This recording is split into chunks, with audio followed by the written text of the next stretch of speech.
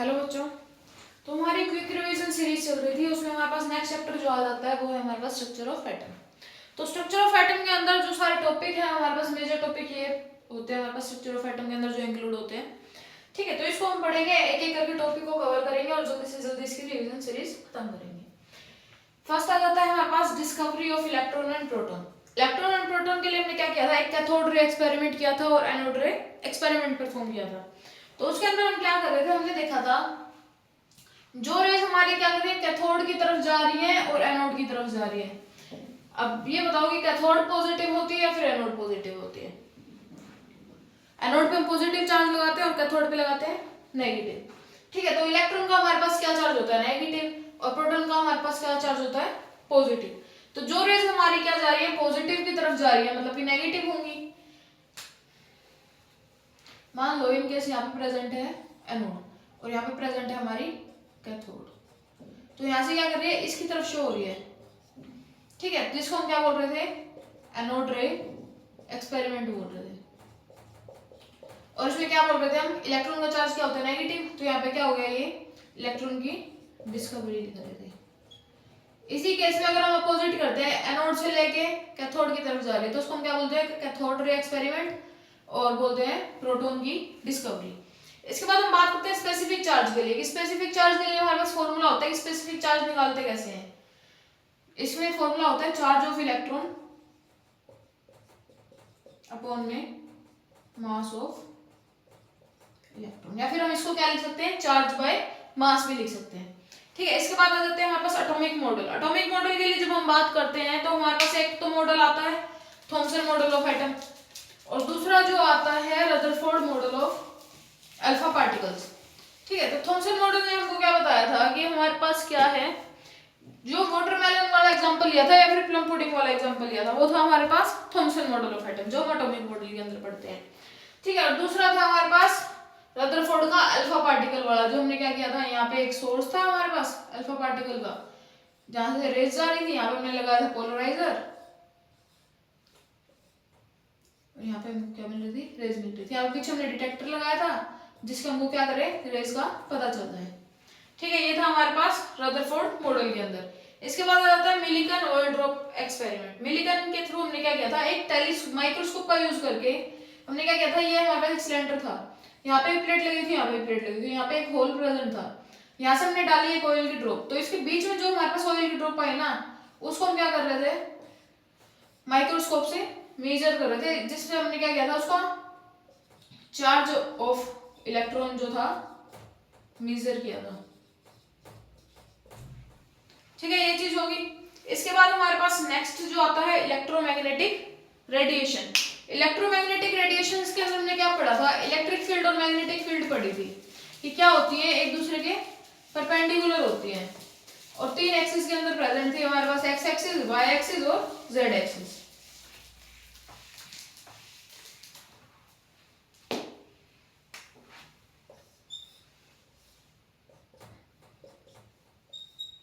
ठीक है, in case ये है हमारे पास इलेक्ट्रिक फील्ड,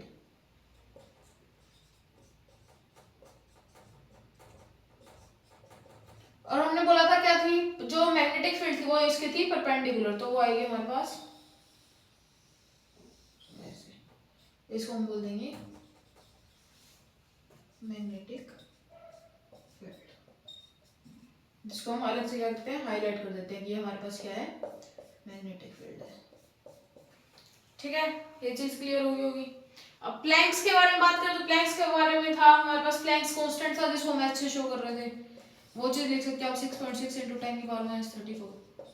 ठीक है, इसके बाद है photo electric effect. Photo electric effect के अंदर क्या था, हमारे पास रोड लगी हुई थी, उस पर हम क्या डाल रहे थे, लाइट प्रेजेंट थी, तो लाइट जैसे फॉल हो रही थी उस पर, तो इलेक्ट्रॉन्स क्या हो रहे थे हमारे पास, इमिट हो रहे थे। मिनिमम अमाउंट ऑफ लाइट के साथ हमारे पास क्या थे, इलेक्ट्रॉन इमिट हो रहे थे। ठीक है, वो चीज आ गई थी हमारे पास फोटो इलेक्ट्रिक इफेक्ट के अंदर।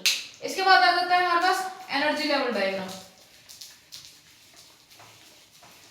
एनर्जी लेवल के अंदर जब हम बात करते हैं तो हमारे पास अलग अलग उसके अंदर सीरीज दे रखी थी, लाइमन सीरीज, बाल्मर, बास्चन, ब्रैकेट और पीफंड सीरीज।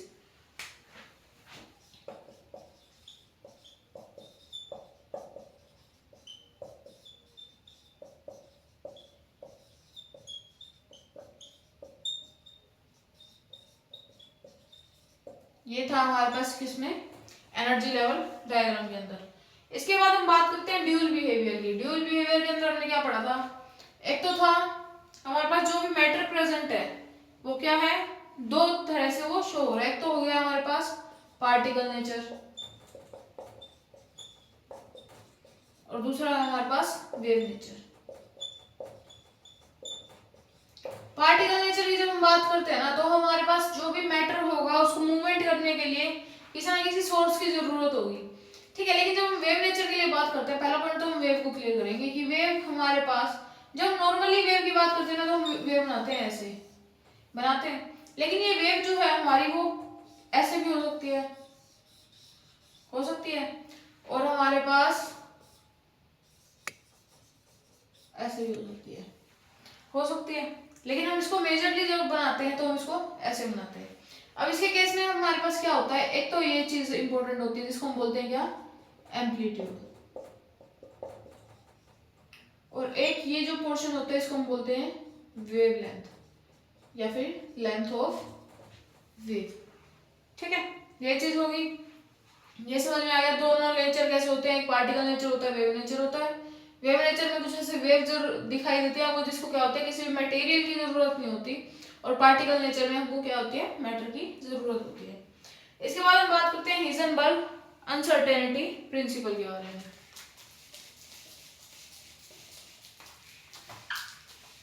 कम से कम टाइम में इस चीज को, पोर्शन को, स्ट्रक्चर ऑफ एटम वाला जो पोर्शन है उसको कवर कर लेंगे।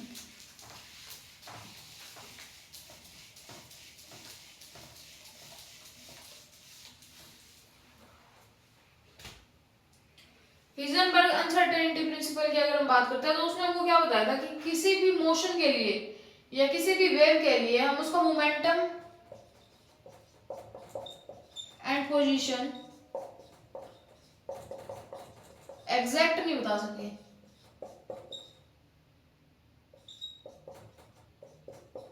ठीक है, तो ये क्या बता रहा था कि हम किसी भी चीज के बारे में बात करते हैं, किसी भी मोशन के बारे में बात करते हैं, तो हम उसका मोमेंटम और पोजीशन को दोनों को एक साथ और एग्जैक्ट नहीं बता सकते। उसमें क्या होगा, ऑलवेज एरर शो होगा, और जो एरर होता है हमारे पास उसको हम लिखते हैं h अपॉन में 4 से ज्यादा होगा, ठीक है। ये हो जाता है हमारे पास in the case of Heisenberg uncertainty principle. इसके बाद हम बात करते हैं ऑर्बिटल एंड शेप्स की। ऑर्बिटल कितनी होती है हमारे पास, s, p, d and f। लेकिन जब हम स्ट्रक्चर की बात करते हैं ना, तो स्ट्रक्चर हमको s, p और d तक पढ़ना होता है। अभी जब हम पहले तो हम ऑर्बिटल बनाते हैं s, then p, then d, ठीक है। s में एक ऑर्बिटल होती है, p में 3 होती है और d में 5 होती है। s का स्ट्रक्चर बनाए तो हमारे पास क्या होता है, स्फेरिकल होता है। p के लिए बनाएंगे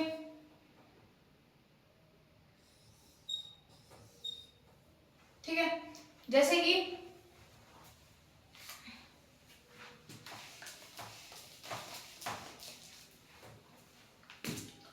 x एक्सिस के लिए बना रहे हैं तो हमारे पास आ जाएगा ऐसे ऐसे, ठीक है। y एक्सिस के लिए बना रहे तो ऐसे, और z एक्सिस के लिए बना रहे तो ऐसे। वो हमारे ऊपर बेस होता है कि हम उसका क्या कर रहे हैं, शेप कौन सी उसमें बना रहे हैं, कि हमने उसको जो उसकी एक्सिस बना रहे हैं उसको क्या नाम दिया है। मान लो इसको और अच्छे से क्लियर करते हैं, ये x एक्सिस है, ये y एक्सिस है, तो हमारे पास जो स्ट्रक्चर बनेगा वो बनेगा ऐसे। इन द केस हम ये बोल देते हैं ये y है, ये z है, तो फिर से ऐसे। इन द केस ये x है, ये z है, तो इन द केस ऐसे, ठीक है। तो ये क्या बनता है, यहाँ पे डंबल शेप स्ट्रक्चर बनता है। अब हम इन केस हम d ऑर्बिटल के लिए जब हम बात करते हैं तो हमारे पास शेप होती है इसकी डबल डंबल।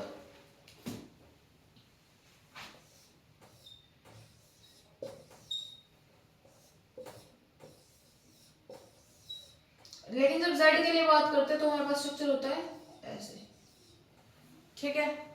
ये चीज होगी, ऑर्बिटल के स्ट्रक्चर क्लियर हो गए। इसके बाद हम बात करते हैं इलेक्ट्रॉनिक कॉन्फ़िगरेशन के लिए। अब इलेक्ट्रॉनिक कॉन्फ़िगरेशन के लिए जब हम बात करते हैं ना, तो इसमें बहुत सारे अलग अलग रूल आ जाते हैं। तो वो सारी चीजें क्या होती हैं हमारे पास, इलेक्ट्रॉनिक कॉन्फ़िगरेशन को एक्सप्लेन करने के लिए यूज होती हैं। जैसे कि aufbau principle, Hund's rule और पोलिस एक्सक्लूजन प्रिंसिपल। तो इलेक्ट्रॉनिक कॉन्फ़िगरेशन के लिए जब हम बात करते हैं तो हमारे पास क्या होता है, एक ऑर्बिटल के अंदर हमारे पास क्या होंगे, 2 इलेक्ट्रॉन फिल होंगे, ठीक है। और ऑर्बिटल जब हाफ फील्ड होगी, इन केस हमारे पास 1 इलेक्ट्रॉन इस ऑर्बिटल के अंदर प्रेजेंट है, हाफ फील्ड इज स्टेबल, ठीक है। अगर हाफ फील्ड होती है और फुल फील्ड होती है तो वो स्टेबल होगी, अदरवाइज वो स्टेबल नहीं होगी। और हर ऑर्बिटल के अंदर firstly fill 1 electron and then when the whole orbital